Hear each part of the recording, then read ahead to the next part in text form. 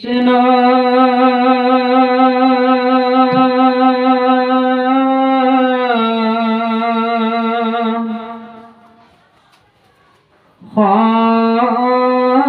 শংকৰ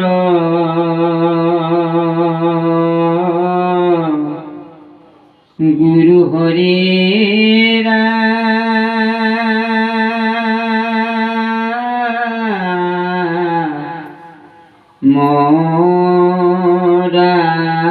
ৰাম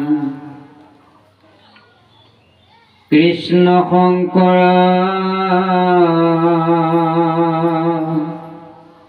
গুৰু হৰি ৰাম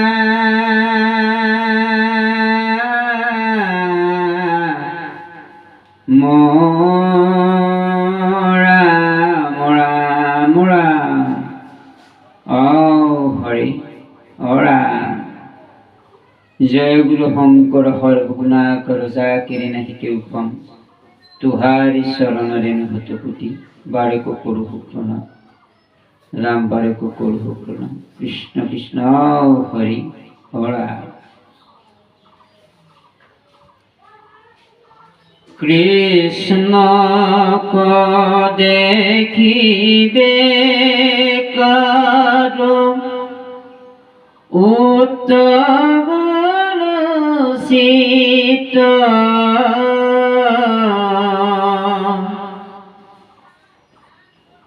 পিন্ধে বস্ত্ৰ অলংকাৰ কৰি বিপৰীত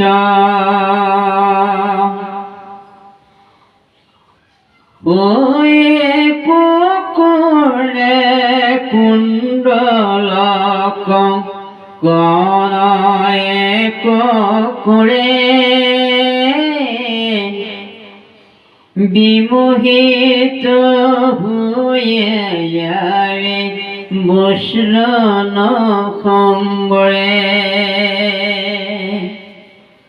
কৃষ্ণক দেখি সকলো মথুৰাবাসী কেৱল তেওঁলোকে যিবিলাক বস্ত্ৰ অলংকৃত কৰিছিলে তেওঁলোকে ভাবিছে যে আমাৰ এই অলংকৃত যিবিলাক আমি ব্যৱহাৰ কৰিছোঁ আমি কৃষ্ণৰ মনত আমি নিজকে লাজে পালোঁ।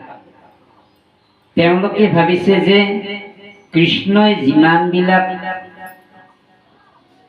অলংকৃত কৰি তেওঁ ইমান সুন্দৰ হৈছে আমি কৃষ্ণৰ ওচৰত হঠাতে কৃষ্ণক দেখা পালোঁ আমি সাজ পোছাক পৰিধান কৰিবই নাপালোঁ।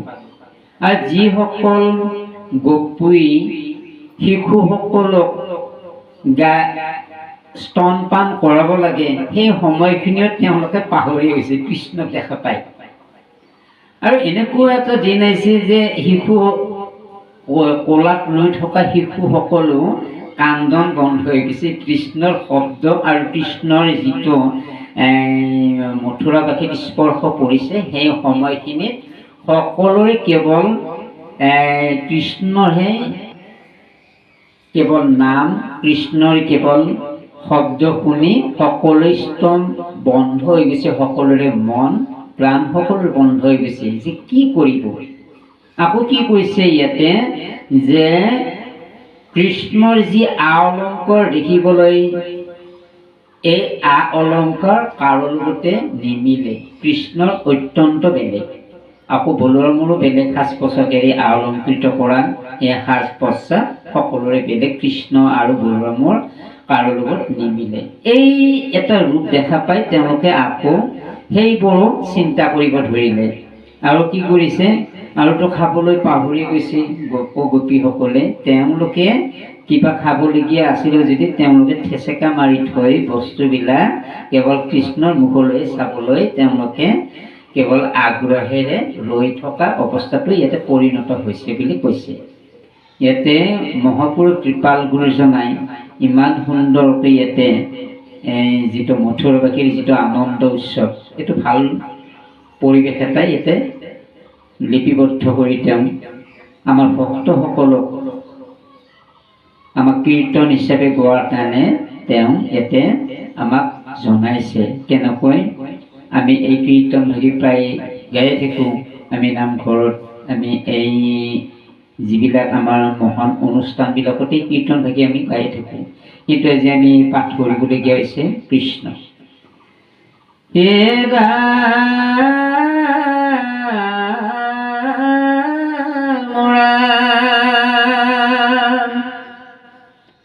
অঞ্জনে ৰঞ্জিলা মাত্ৰ একোটালোচনা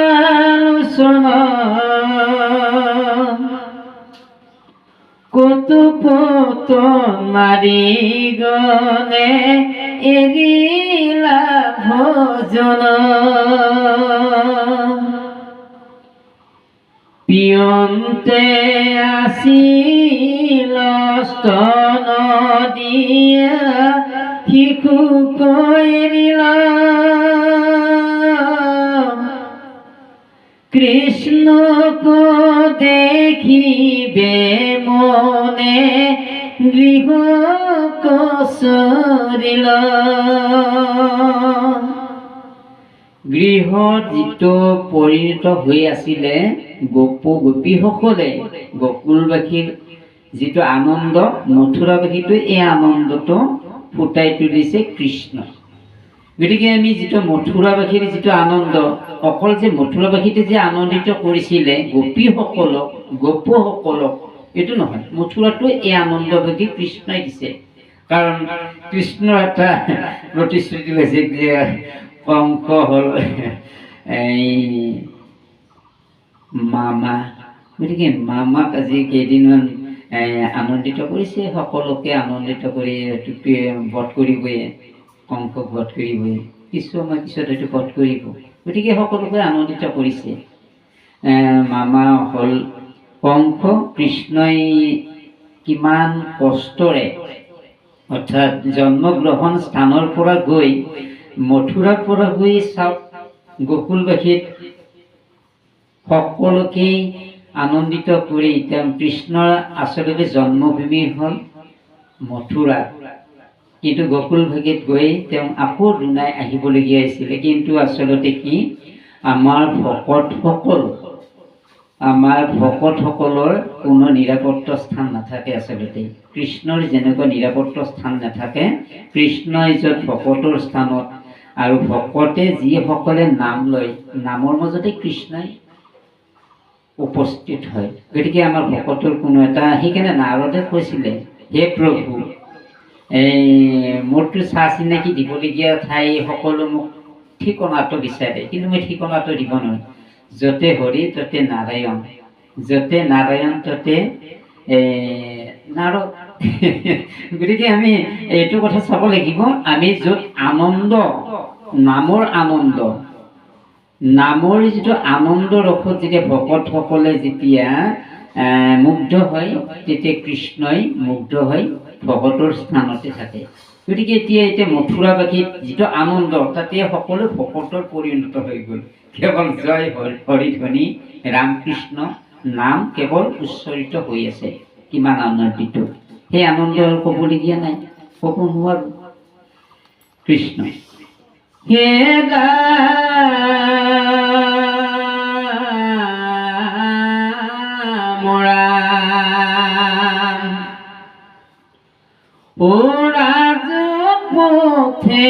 চলি জান্ত লীলাই মাধৱ তাপম্বাদ নয়নৰ বঢ়াই উৎসৱ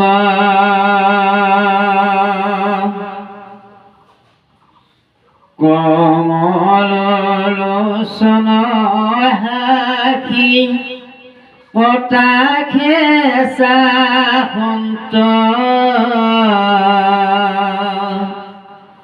সমস্তে নাৰীৰ মন হৰিলয়ে কান্ত চোৱাই চাই থাকিল চৰণ যুগলত, চোৱাই চাই থাকিল ময়ূৰপংখীৰ যিটো কিৰীটিৰ কৃষ্ণৰ কিৰীটিখনলৈকে চোৱাই চাই থাকিল কি অলংকাৰ, চোৱাই চাই থাকিল যিটো বস্ত্ৰ পৰিধান কৰিছে কৃষ্ণ বলোৰামী। গতিকে কোনোবাই এটা বিষয়ত চাইছে, কোনোবাই এটা একো অংগী ভংগী চাইছে, কোনোবাই একো অলংকাৰ চাইছে, কোনোবাই একো কি কৰিছে চৰণ যুগলতে ঈশ্বৰক বিচাৰিছে যে প্ৰভু তোমাৰ চৰণত আৰু আমি দুনাই দুনাই সেৱা জনাইছোঁ প্ৰভু, আপোনাক লগ পামনে আমি, আৰু এই উৎসৱ আমি দেখিমনে, যে কিমান সুন্দৰ। কিছুমানে আকৌ চকুৰ পানী বোৱাইছে, কিন্তু চকুৰ পানী বোৱাখিনি কৃষ্ণক দেখুওৱা নাই, কিন্তু নিজে নিজে অনুভৱ কৰিছে হে প্ৰভু আমি কিমান ভাগ্যত, কিমান সাধনাৰ মূলত আমি আজি আপোনাক দেখিছোঁ। প্ৰত্যেক এটা নিজৰ এটা দায়িত্ব অনুপাতে কৃষ্ণৰ চৰণ যুগলৰ সেৱা ভাগি সকলো ল'ব বিচাৰিছে, কিন্তু এই আনন্দৰ যিটো উৎসৱ, এই আনন্দৰ উৎসৱটো আচলতে ভৰপূৰ হৈ পৰিছে। অৰ্থাৎ কৃষ্ণক দুপাৰে আৱৰি ধৰিছে, কেৱল কৃষ্ণ গৈ আছে মাজেৰে। ইমান সুন্দৰ কৃষ্ণ। হে ৰাম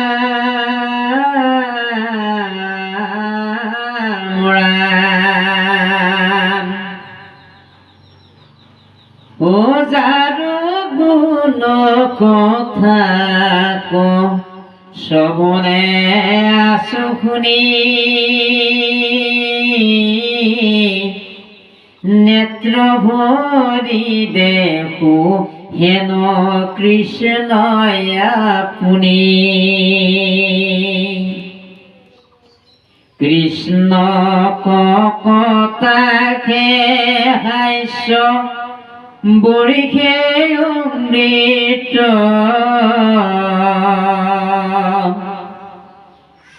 পুৰি মনোৰথ হবে ভৈল কৃত কৃত। যে সকলো ভাবিলে যে কৃষ্ণৰ নাম আমি বহুত ললো, সকলো কেৱল কৃষ্ণ নামে লৈ আছে।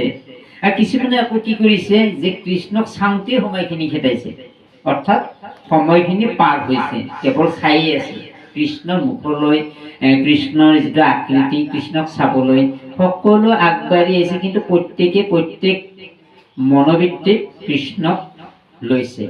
যেনে চাওক, আজি আমি কিমান সুন্দৰ এটা পৰিৱেশত আমি কিছুমান পৰিৱেশ দেখা পালে কিমান আমাৰ মনত আনন্দ হয়, আৰু সেই আনন্দৰ মাজত চাই থকাজনৰ গৈ থকাজনৰো ভাল এটা পৰিৱেশৰ মাজত সোমাই পৰে। কৃষ্ণৰ অত্যন্ত আনন্দ এই দেখা পাই সকলোৰে কেনেকুৱা হ'ল, নয়ন অৰ্থাৎ চকুৰ পানী জলজলতি উঠিলে, আকৌ বাৰু দেখা পাব জানো, এনেকুৱা ধৰণৰে অলংকৃত এটা ৰূপ আৰু কৃতকৃত হৈছে বুলি কৈছে। মনৰ যিটো আনন্দ অমৃতময় হৈ পৰিছে কৃষ্ণ নামেৰে। কেৱল জয়ধ্বনি কৃষ্ণ ৰাম হৰি, কেৱল জয়ধ্বনি, কেৱল জয়ধ্বনি। এই আনন্দৰ যিটো ৰূপ আচলতে আমি বৰ্ণনা কৰিবই নোৱাৰো, ইমান আনন্দিত হৈ পৰিছে। হে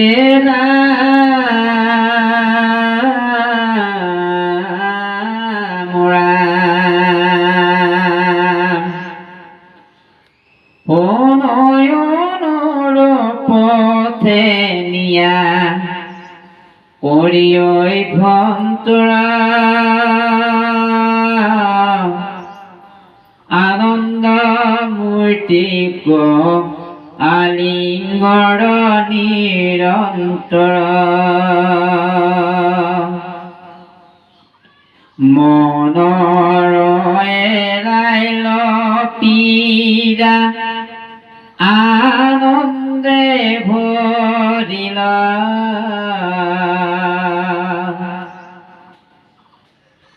তনুৰ মাঞ্চিত নেত্ৰে লুটুক জৰিল। যে কষ্ট কৰা ব্যক্তিসকলৰ যিটো শ্ৰম কৰা ব্যক্তিসকলৰ যিটো যে জোৰে বিহে আৱৰি ধৰে, কিবা এটা আনন্দ দেখিলে যিটো আনন্দই এই ভাগৰখিনি আঁতৰাই পেলায়। কিন্তু সমস্ত মথুৰাবাসীলৈ যিটো দুখ ভাগৰ আছিলে কংস ৰাজ্যত থাকি, কিছুমান হয়তো সংশয় আছিল, সংশয় আমাক কিবা দণ্ডিতই কৰিব নেকি, এটা সংশয় আছিল। কিন্তু কৃষ্ণ অহাৰ লগে লগে সেইটো সংশয়টো আঁতৰি গৈছিল আৰু কৃষ্ণ এই মথুৰাবাসীত সোমোৱাৰ লগে লগে এটা পোহৰ হৈ গৈছিল। এনেকুৱা পোহৰ হৈছে যিটো পোহৰত কৃষ্ণক জিলিকি থকা বা কৃষ্ণৰ যিটো ৰূপ, এই আমি যিটো ৰূপ ধ্যানত যিটো এটা ৰূপ আহি পৰে কৃষ্ণৰ, আচলতে ৰূপ ধ্যানটো সকলোৰে নাহে। ৰূপ ধ্যানটো যেতিয়া আমি কায় মনে বাক্যই যেতিয়া আমাৰ অত্যন্ত শুদ্ধ হৈ পৰে, তেতিয়া আমাৰ কৃষ্ণৰ ছবি সন্মুখত আহি পৰে। কৃষ্ণৰ এই ৰূপটো বহুবিলাকে দেখিবলৈ পালে, কাৰণ সেইবোৰ ৰৈ আছে কৃষ্ণ, কেৱল কৃষ্ণ নামেৰে, কৃষ্ণক জানিবৰ কাৰণে, কৃষ্ণক সেৱা জনাবৰ কাৰণে, কৃষ্ণক চাবৰ কাৰণে। আচলতে আপ্লুত মনেৰে তেওঁলোকে ৰৈ থকাখিনিয়ে ভক্তিপূৰ্বক বুলি কৈছে। আৰু এই ৰূপটো সকলো দেখা নাই। যেনে এতিয়া চাওক, আমাৰ তেনেকুৱা যেতিয়া আপোনাৰ কৃষ্ণৰ যেতিয়া এটা ভক্তিৰ ওপৰত চাবলগীয়া হয়, তেতিয়া কৃষ্ণ ৰূপটো দেখিবলৈ পায়। বাহ্যিক ৰূপত যদি চাবলৈ যায় কৃষ্ণ ৰূপটো তেনেকুৱা নেদেখুৱায়।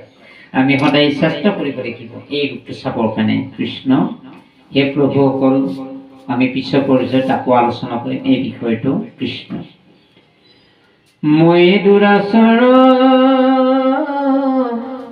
কেৱলে তোমাৰ অপৰাধী নাৰায়ণ,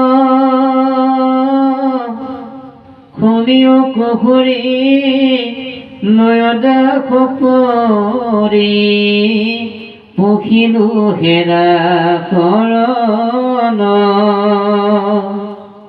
হেৰা পুখিলো হেৰা শৰণ।